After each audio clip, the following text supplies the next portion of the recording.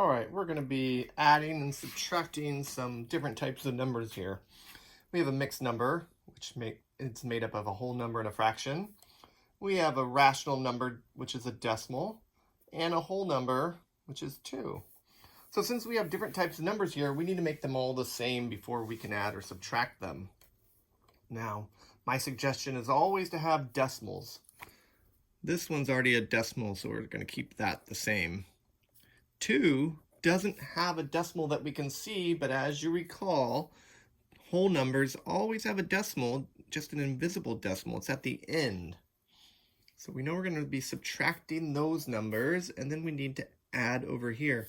3 3/5 is a fraction. To turn this into a decimal, we could divide the 3/5 to find the decimal that goes with the whole number 3, or sometimes we can change the fraction into another fraction with a denominator of 10, 100, or 1,000. So let's try 10 first. Can we turn a 5 into a 10? We sure can. 5 times 2. And whatever I do to the denominator, I have to do to the numerator. So 3 times 2 is 6. 5 times 2 is 10. So we have 3 and 6/10. Now, since I have a denominator of 10, I can write it just like it sounds. 3 and 6/10. So now I found that 3 3/5 is equivalent to 3 and 6/10.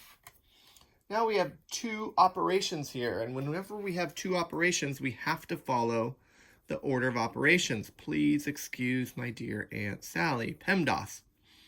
Parentheses first. Do we have parentheses? Nope. Exponents next. Do we have any exponents? That little number there, the power of. Nope. Multiply and divide from left to right. Nope, we only have add and subtract.